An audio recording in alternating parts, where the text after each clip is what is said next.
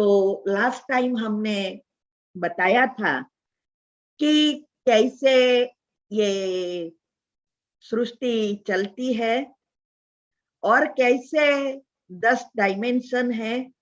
10 dimension में कैसे कैसे हम कौन सी आत्माएं आती है, कैसे एनर्जी प्रवाह होता है, ये सब हमने समझने का प्रयत्न किया था। तो आज इसे ही हम ये प्रश्न भी बीच बीच में ले लेंगे और ये बातों को समझने का प्रयत्न करेंगे। हमने आगे बताया था कि कैसे ये 10 डायमेंशन है। 4 डायमेंशन पर हम होते हैं। 5वां डायमेंशन आकाश तत्व है, सारा आभा मंडल है। फिर 6 से 9 तक एथर तत्व है। वो एथर तत्व कैसे एनर्जी से भरा है, कौन सी आत्माएं होती है, वो 6 से 9 डायमेंशन तक होता है। और सारी एनर्जी, ये सारी एथर तत्व ही है, लेकिन आत्माएं अलग अलग शक्तियों से होती है, उसके लेयर्स है। मैंने आपको बताया था कि ये करंट डायरेक्ट परमात्मा से इस सृष्टि पर नहीं आता है, उसके जंक्शन है। तो ये जो आत्माएं हैं 6 से 9 डायमेंशन तक की, वो सब जंक्शन की तरह है और उसके द्वारा सभी आत्माओं में एनर्जी प्रवाह होता है। फिर हमने आगे शुरू किया था कि ये डायमेंशन जो है वो 9वें डायमेंशन में कैसे ये दो आत्मा, राधे कृष्ण की आत्मा कहो या विष्णु मना लक्ष्मी नारायण की आत्मा कहो या राम सीता की आत्मा कहो, ये मुख्य इस सृष्टि पर नंबर 1 है, जिसके द्वारा परमात्मा की शक्ति सारे विश्व में फैलती है।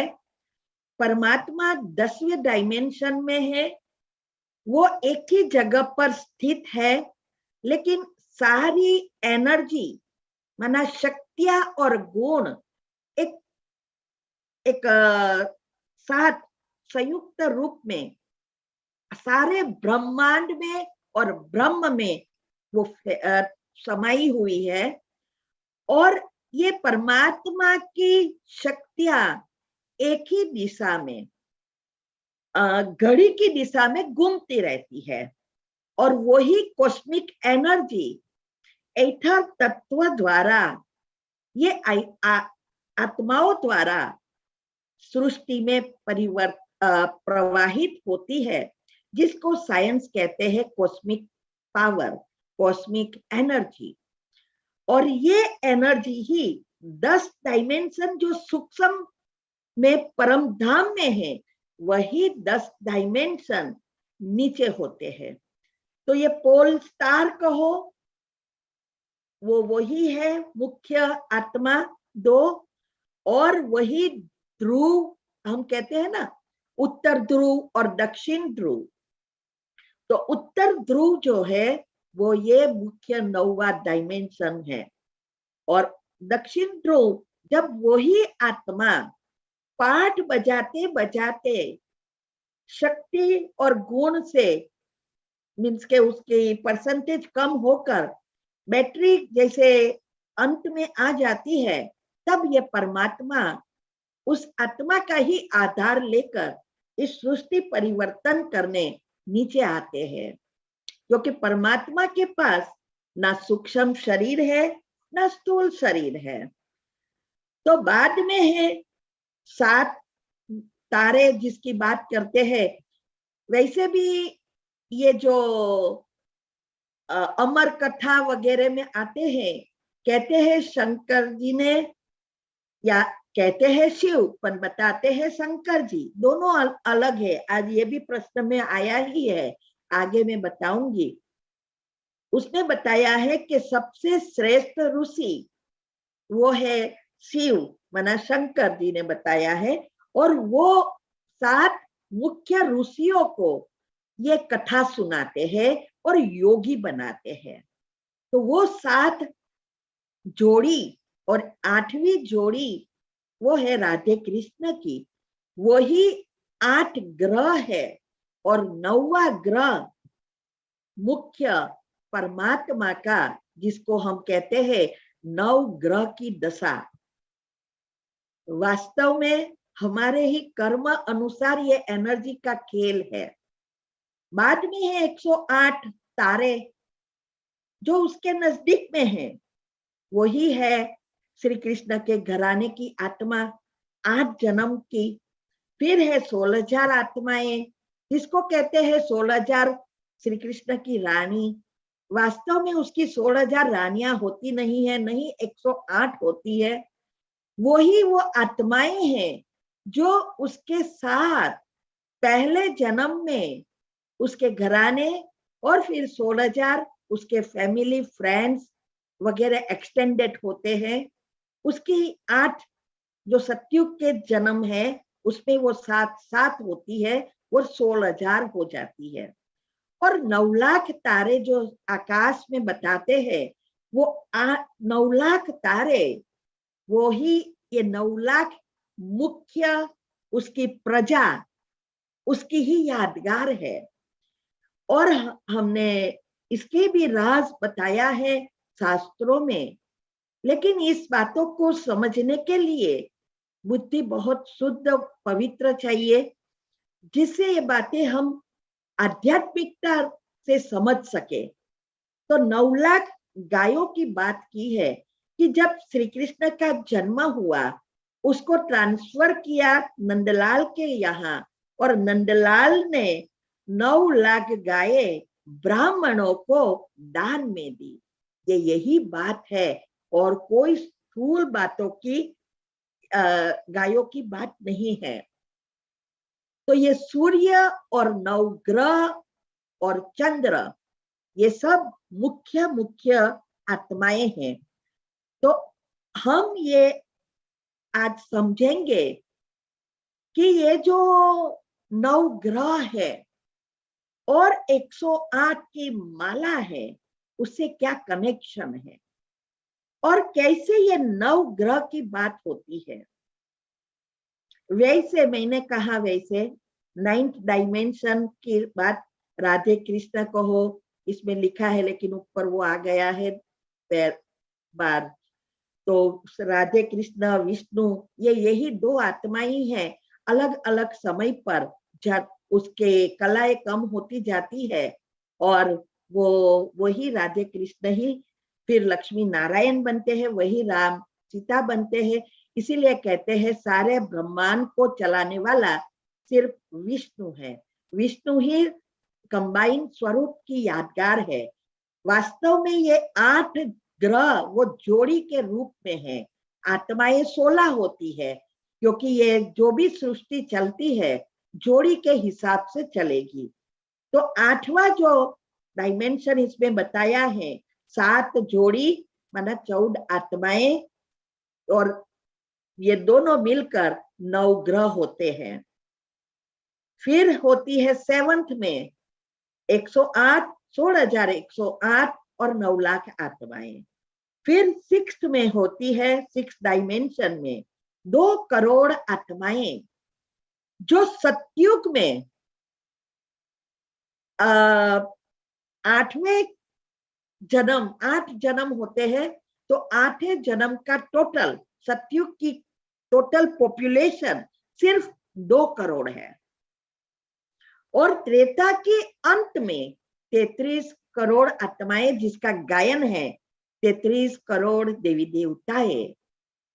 और फिर है 5th डायमेंशन में सारा आभा मंडल, और इससे फिर ईथर तत्व शुरू होता है, जिसमें हमारे सारे कर्म, नेगेटिव या पॉजिटिव, पाप या पुण्य, सब इसमें भरे हैं।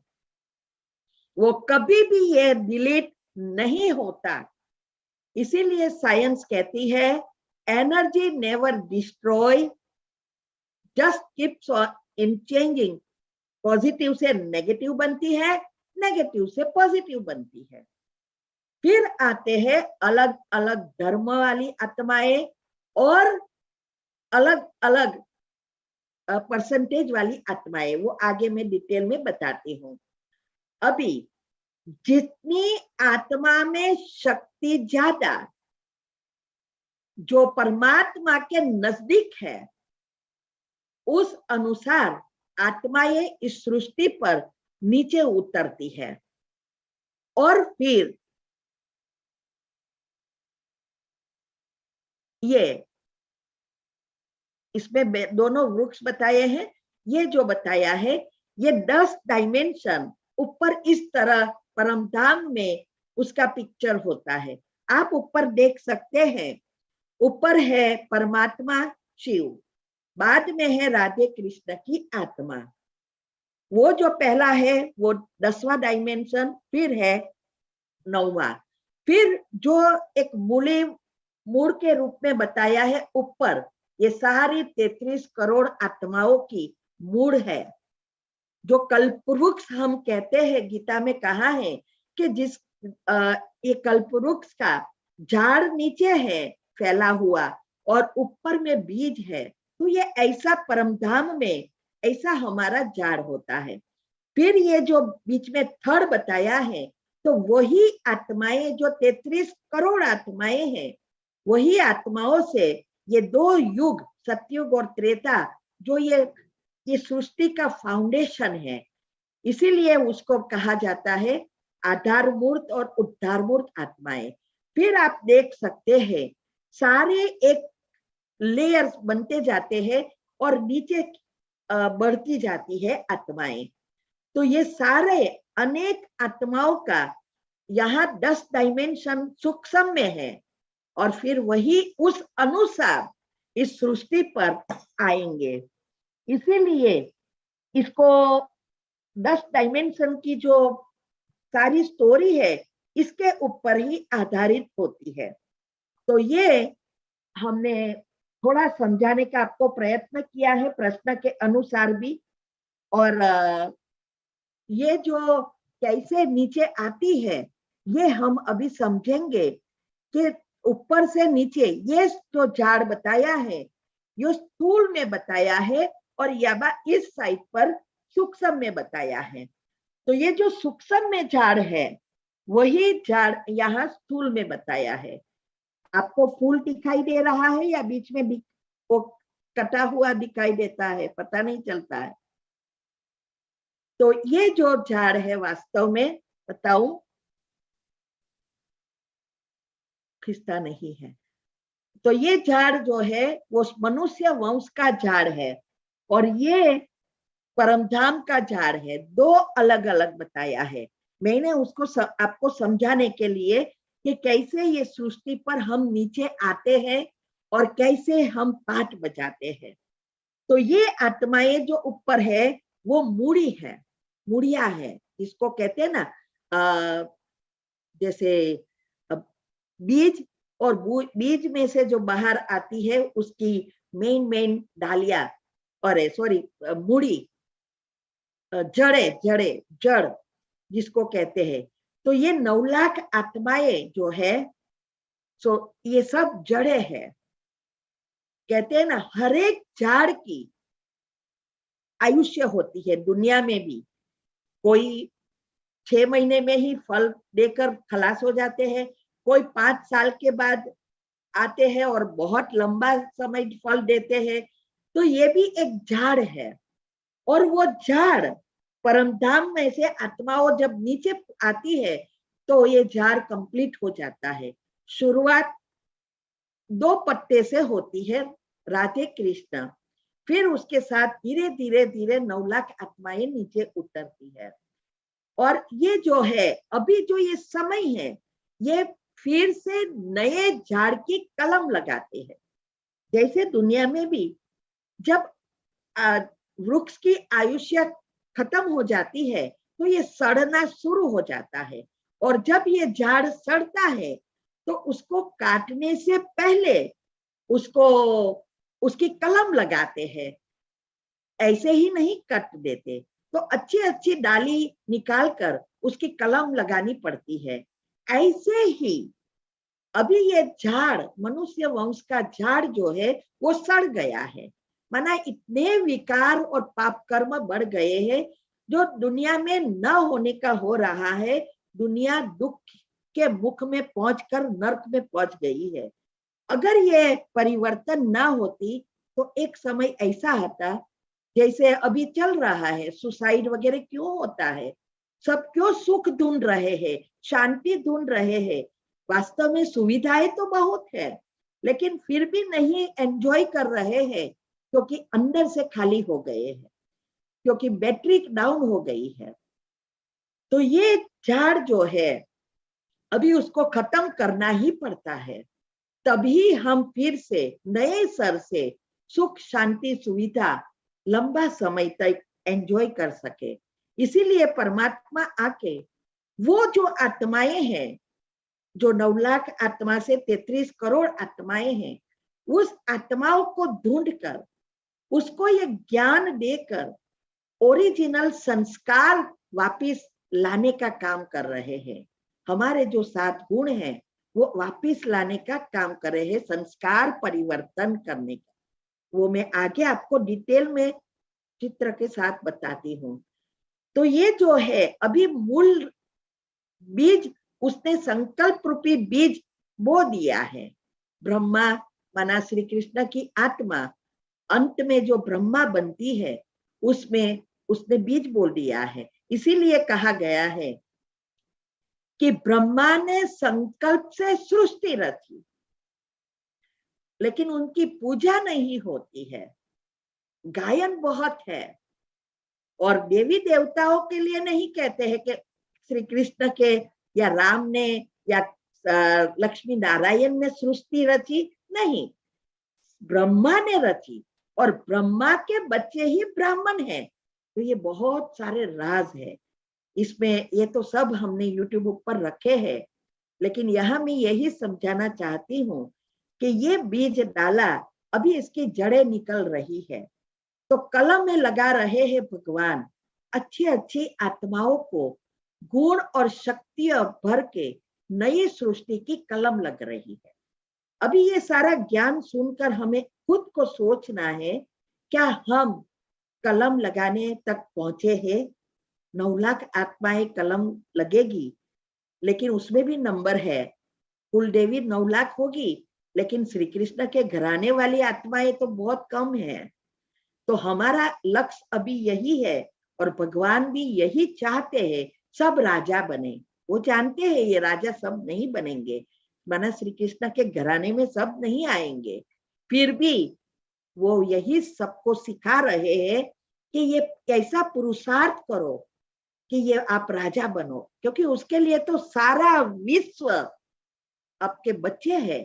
इसीलिए उस पक्षपात नहीं करता, और नहीं इसीलिए वो भगवान कहा जाता है।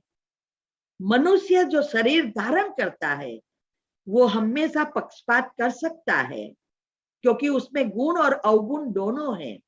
लेकिन भगवान के पास एक ही चीज है, गुण और शक्तियां का स्रोत है। इसीलिए वो उसके लिए कर्म ही सारी कलम है, कर्म ही सबको फल देता है। भगवान ना किसी को सुख दे सकता है ना दुख दे सकता है प्रैक्टिकल में, लेकिन वो हमेशा सुख देता है, और सुख कैसे स्थायी बनाए वो सिखाता है। भगवान की मदद यही है। अभी भी ये यही सिखा रहा है कि कैसे आपके संचित कर्म, जो पाप कर्म जाने अनजाने हो गए हैं, वो मेरे से शक्ति लेकर खत्म कर दो, और फिर से आत्मा को शक्तिशाली बनाओ, और दुख से बचो।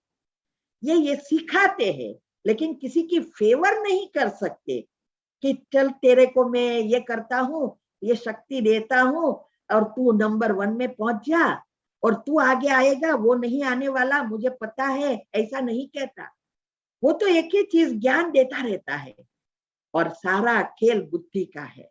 कौन कितना ये भोजन पचाता है, और बुद्धि को स्थूल से सूक्ष्म में ले जाता है, और दिव्य तक पहुंचता है, उस अनुसार वो आगे बढ़ता है। भगवान की शक्ति का और भगवान की मदद का उपयोग कर पद्मा पदम भाग्यशाली बन जाता है। तो ये सारा राज है। नौ हम अभी जो है कलम में लग रही है, अभी हमें उसका हिस्सा बनना है, तो इस बातों को अच्छी रीति समझना है। हमें जो मिला है वो आपको बता रहे हैं। अभी जो ये नवग्रह है और जो ये माला इसमें बताई है, जिसकी हम रोज मंत्र जपते हैं, माला रोज करते हैं, कोई 108 माला करता है, कोई एक ही माला करके थक जाता है, और कोई तो एक भी नहीं करता, सिर्फ दीवा बत्ती कर देता है और पूजा पाठ किया ना किया आगे बढ़ता है काम के लिए। तो ये 108 की माला वास्तव में है कौन? ये बहुत रहस्य की बात है। ये वैजयंती माला कहा जाता है। वैजयंती माला का अर्थ है जिसने अपने कर्म पर, कर्म भोग पर विजय प्राप्त की है और हिसाब किताब चुक कर पुण्य कर्म बनाया है और अंतमति स्वगति की है। जो कहते हैं ना गीता में कि जो मुझे अंत समय में याद करेंगे मेरे स्वर्ग में आ जाएंगे, अंतमति स्वगति।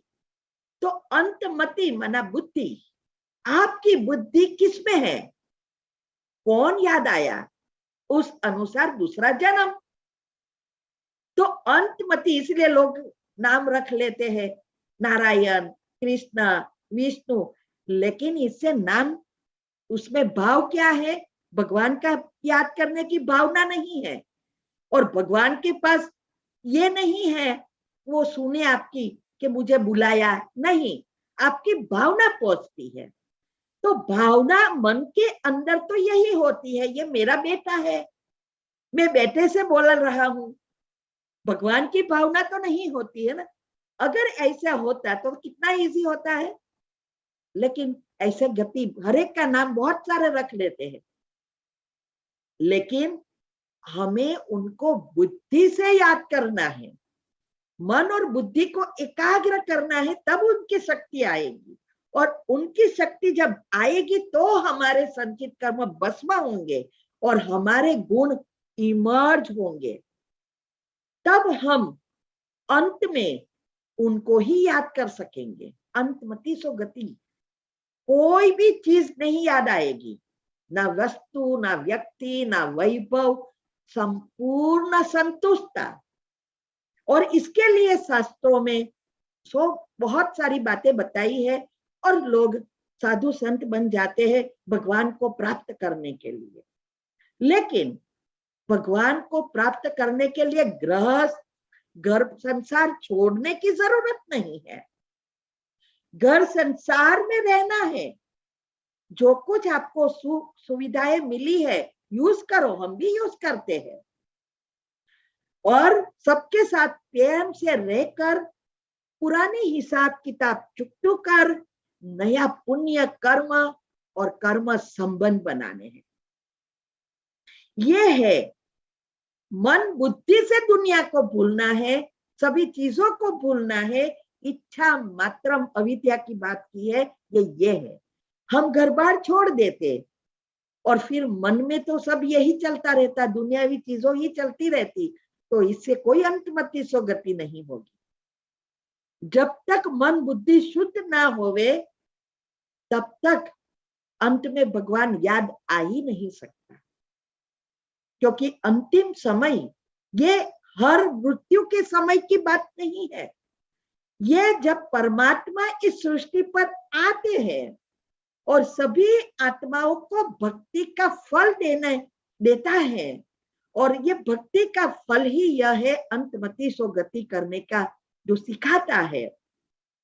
और जब हम परमधाम जाने के लिए तैयार हो जाते हैं अंत में, क्योंकि सभी आत्माएं जाएगी, चाहे मार से चाहे प्यार से, जाना तो सबको है, भोगना भोग कर भी, तब की बात है। ये भी बात गीता में बताई है कि अंतिम समय सतोगुणी आत्मा स्वर्ग के लायक बनती है, रजोगुणी आत्मा मनुष्य सृष्टि के लायक बनती है, और जो तमोगुणी आत्माएं हैं वो आसुरी सृष्टि के लायक बनती है।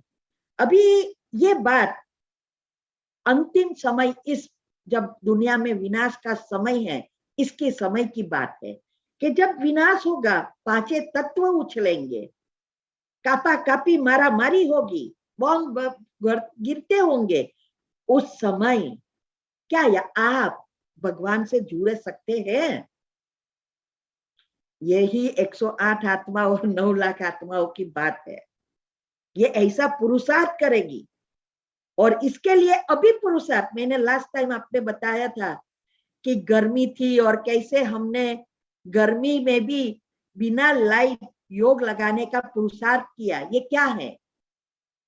यही है। हम चाहे शादी में जाना तो पड़ता है ना, चाहे पार्टी में जाओ, चाहे डीजे बज रहा हो, चाहे डांसिंग के म्यूजिक चल रहा हो, चाहे किसी की मृत्यु हुई हो, किसी के घर में मृत्यु हुई हो, कोई भी सिचुएशन में अगर हम परमात्मा को कनेक्ट करके उनकी शक्तियां ले सकते हैं, मन बुद्धि सभी से डिटेच, तब अंतमति सो गति। तो हमने ये सारी बातें तीव्र पुरुषार्थ ग्रुप में एक के एक वीडियो रखी है कि ये हमने कैसे प्रैक्टिकल में किया, कि हम घर में रहते हैं, सब कुछ करते हैं, और कैसे कनेक्ट रहे। योग ऐसी चीज नहीं है बैठ के घंटे घंटे बैठ जाओ और घर बार छोड़ दो, नहीं, चलते फिरते उसके प्रैक्टिस करनी है। तो हम घर में रहते हैं, घर में तो 5-10 जन, 4-5 तो होते ही है, हस्बैंड वाइफ और बच्चे, बाद में एक्सटेंडेड फैमिली भी होती है। अभी हम प्रयत्न करेंगे कि हमें ये सब कुछ नेगेटिव टीवी वगैरह नहीं देखना है, उसकी बातों में नहीं आना है, हमें शादी में जाना है, ये सब करना है। फिर हम ये तो नहीं कह सकते कि आप टीवी बंद करो, मुझे पुरुषार्थ करना है, आप मूवी बंद करो, मुझे ये नहीं देखना है क्योंकि मुझे ये सता रहा है, ऐसा नहीं कर सकते ना। तो ये हमें इसमें सब कुछ सुनते हुए सबके साथ बैठते हैं टीवी देखने, फिर भी टीवी नहीं दिखाई देता, नहीं सुनाई देता, ये है अवस्था। क्योंकि घर में है तो सबके साथ बैठना पड़ता है, एक रूम में थोड़ा बैठे रहेंगे। तो ये सब प्रैक्टिस हमने करके सारी 17 वीडियो रखी है, तीव्र पुरुषार्थ ग्रुप में आती है। इसमें सब बताई है कैसे युक्ति युक्त सब कुछ करना है। एक मैं बात बताऊं, एक मैंने जो प्रयत्न किया था, सभी चीज का मैंने युक्ति से आगे बढ़ने का किया, क्योंकि ऐसी बातों में बहुत सारे परीक्षाएं आती है, यहाँ तक ऐसे ही नहीं पहुंच जाते। तो एक अब हमें इसमें बाहर जाने का कम करना था, क्योंकि नजदीक के सगे संबंधी तो ठीक है, लेकिन दूर के फ्रेंड और गांव के लोगों के पास जाना और उसके अटेंड करना, इससे बचना था। तो हमने बानाबाजी शुरू किया। अभी देखो कैसे सबकॉन्शियस में जाता है। इस छोटी सी चीज से आप सीखो कि हमारा सबकॉन्शियस माइंड में जाने अनजाने कैसे प्रोग्रामिंग होता है, जो हम रोज बच्चों के साथ करते हैं, पति पत्नी एक दूसरे के साथ करते हैं, ऑफिस में हम करते हैं, बिजनेस के लिए ऐसे नेगेटिव विचार करते हैं, तो कैसे प्रैक्टिकल होते हैं। ये आप इस दृष्टांत से मैं कहूं, पहले मेरे को ये ट्रैवलिंग डिसीज एलर्जी नहीं थी, वॉमिटिंग प्रॉब्लम नहीं था। बहुत गाड़ी में मैं जनरल मैनेजर थी, तो कई बार हमें एक एक जगह पे जाना पड़ता है, तो बाई प्लेन नहीं जा सकते, तो हमें ट्रैवलिंग भी करना पड़ता है, क्योंकि एक एक शहर में जाना पड़ता। तो 15-15 घंटे तक हमें कोई प्रॉब्लम नहीं था। और जब हमने ये पुरुषार्थ में सभी चीजों का करती थी, डिटेच होने का, तो इसमें भी अभी कैसे बहाना निकाले, क्योंकि अगर मैं कहूँ ना नहीं आना है तो झगड़ा होते हैं, और हमें झगड़ा नहीं करना था। तो हमने बहानाबाजी शुरू किया वॉमिटिंग का। एक्टिंग के साथ किया। थोड़े आधा घंटा घंटा था होवे, थोड़ा फीलिंग में आए, सब कुछ जैसे वॉमिटिंग हो रही है ऐसा करके गाड़ी रुकवाती, ये करती, सब किया। उस समय मुझे नहीं था।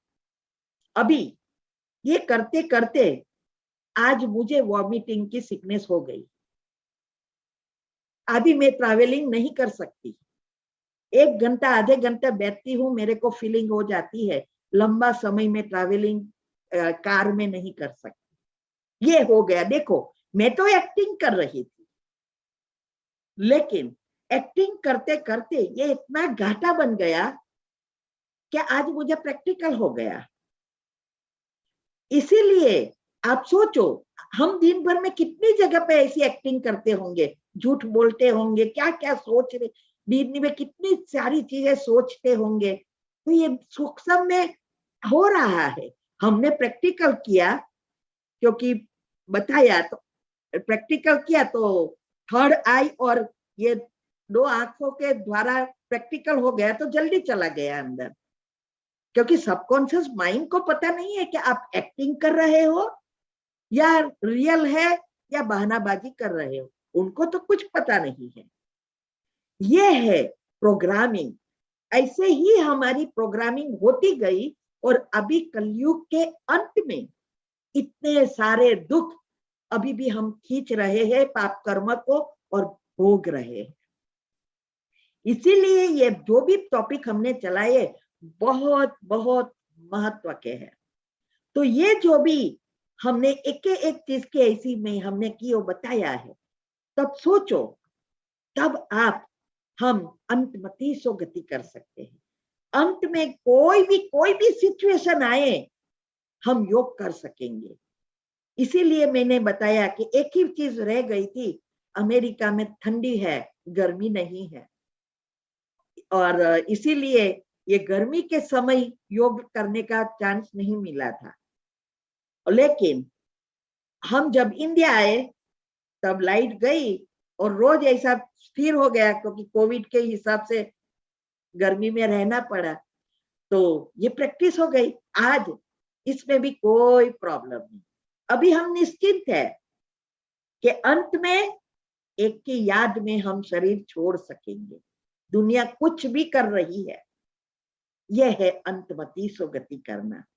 तो ये कलम लग रही है, अभी हमारे ऊपर है। 33 करोड़ में आए, 2 करोड़ में आए, 108 में आए, 16,000 में आए या 8 ग्रह में आए, हमारे ऊपर है। तो ये बातों को अच्छी रीति हमें समझना है। तो ये जो 108 की माला है, 8 ग्रह जो है उसको तो एक भी पाप कर्म नहीं रहेंगे। माना जो मेन 8 दो 16 आत्माएं, अंतमति सो गति, विदाउट एनीथिंग, कोई भी चीज की पनिशमेंट नहीं मिलेगी। 108 को भी कोई ऐसा थोड़ा थोड़ा होगा, 9 लाख को थोड़ा थोड़ा, कितनी आपके आत्मा में कर्म बाकी है, वो कोई ना कोई रीति से हमें भोग कर चली जाना पड़ेगा। लेकिन दुनिया में जितना पाप कर्म कर रहे हैं, ऐसी भोगना नहीं मिलेगी, ये तो श्योर है। क्योंकि 33 करोड़ कहा और 800 करोड़ कहा, और इसमें भी जो द्वापर से आई है वो आत्माओं को बहुत पाप कर्म है, और जो नई अभी अभी आत्माएं आई है उसके बहुत नहीं होंगे, भले पाप कर्म हुए होंगे लेकिन इतने नहीं होंगे। ये सारी बातों को बहुत क्लियरली समझना है। तो ये 108 की माला यही है, वो 108 वैजयंती माला जो श्री कृष्ण के गले का हार बनती है, माना उसके घराने में आती है। और 16,108 की भी माला होती है, लेकिन वो एक्सटेंडेड फैमिली है, उसकी रोज पूजा में माला नहीं करते हैं। और आप देखेंगे हर एक धर्म में मुख्य राधे कृष्ण कहो या श्री लक्ष्मी नारायण कहो, ये 2 आत्मा ही है, मुख्य जो मूड है उसमें वही आती है। तो जितना इस सृष्टि के लिए योगदान दिया, अपने को परिवर्तन किया और उस आत्माओं को मदद की, उस अनुसार सतयुग से नंबर पढ़ते जाते हैं, सृष्टि में आते हैं। तो जो पहले आते हैं वो 5000 साल तक रहते हैं, क्योंकि आत्मा एक बार आती है फिर वापस नहीं जा सकती जब तक हमें परमात्मा आके रास्ता नहीं बताते। तो ये वैजयंती माला में ये जो 8, पहले तो आप देखेंगे 108 है, फिर ऊपर 2 मन के होते हैं ना, फिर ऊपर फूल होता है ना। तो ये फूल जो बताया है तब हम आंख पर ऐसा करते है ना। तो ये क्यों, ये जो कहते हैं ना, इसको मेरू भी कहते हैं, सुमेरु या मेरू कुछ कहते हैं, मैं तो भूल गई, पहले बहुत मारा की हरे कृष्ण की, रोज सारा दिन कृष्ण के लिए पागल थी मैं, उसका ही फल मुझे मिला है उसके साथ जाने का। रोज मैं कहती थी मुझे तेरे साथ आना है, दूसरा कुछ नहीं चाहिए। तो ये जो जब मैंने भी माला करके ऐसा ऐसा बहुत किया, हरे कृष्ण का मंत्र करती थी, कितना लंबा है, 2 माला करने रोज मंदिर में जाती थी सुबह में काम पे जाने से पहले। और गुरुजी वहां के साधु थे, वो भी कहते थे, इतनी पंक्चुअल थी, एक दिन में शायद मिस करूं तो रात को फोन आता, बहन सब कुछ ठीक है ना, आज क्या क्यों नहीं आए, इतनी पंक्चुअल, आप सोचो। तो ये जो आंख पर हम लगाते हैं वो एक है फूल, परमात्मा की यादगार फूल, अर्थात कभी भी जन्म मरण के चक्कर में नहीं आते, सदा खिला हुआ फूल है, गुणों से भरपूर, शक्तियों के से भरपूर सागर। उसके साथ 2 मणके जो होते हैं वो मैंने ऊपर जो बताया, यहाँ ऊपर राधे कृष्ण की आत्मा वो उसके साथ है, ये तीनों की जोड़ी है, त्रिकोण है, और इससे फिर 8 बनते हैं, बना दूसरे ऐड होते हैं। तो ये जो माला हम लगाते हैं ये उसका ये रहस्य, फिर 108 को याद करते हैं, क्योंकि ये सृष्टि के लिए ये सब ने बहुत कुछ किया, परिवर्तन करने, सबको सुखी करने, और ये डीएनए भी इस झाड़ के अनुसार ही जुड़ी है, ऊपर से मनके से लेकर अंत तक के मन के, ये 9 लाख आत्माओं से सभी आत्माएं जुड़ी है। और धर्म स्थापन करने वाली आत्माएं वो है द्वापर से आती है, सतयुग त्रेता में तो देवात्माएं हैं। हम सबको खुश होना चाहिए कि भारतवासी देव आत्मा कुल की आत्माएं हैं, उसको वंशज है, बाद में दूसरे तो आते हैं, क्रिश्चियन बुद्धि जो भी है वो तो बाद में आते हैं, लेकिन हम ओरिजिनल तो उनके वंशज है, श्री कृष्ण के वंशज है। तो ये जो है ब्राह्मण आत्माएं जो हमने बताई, तो सुमेरु पर्वत, वैसे भी कहते हैं ना भारत में कि सुमेरु पर्वत जो है वो सबसे बड़ा पर्वत है, ये सब यादगार उसकी ही है। सूर्य जो है वो परमात्मा की यादगार है, साथ में चंद्रमा जो है श्री कृष्ण की यादगार है, ये सब उनके एनर्जी के यादगार है। तो ये जो हमने ये बताओ अभी कि ये जो 9 नंबर और 108 की माला जो है, वो सारी बातें आप अच्छी रीति समझेंगे तब आपको बैठेगा कि परमात्मा का कार्य क्या है और क्यों ये सब 108 और 8 से 9 से जुड़ा है। 9 नंबर मुख्य है, 108 तो बाद में है। अभी आप देखेंगे ट्राइंगल कितना होता है, वो भी 180, स्क्वायर होता है वो है 360 बराबर, फिर होता है ये 90 माना 180 रेक्टागोन, फिर है पेंटागोन, फिर है एक्सागोन।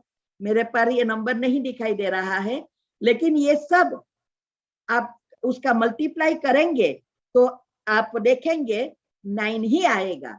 360 को डिवाइड करो, 3 + 6 9, 180 को करो तो 9, सबके 9 आते हैं।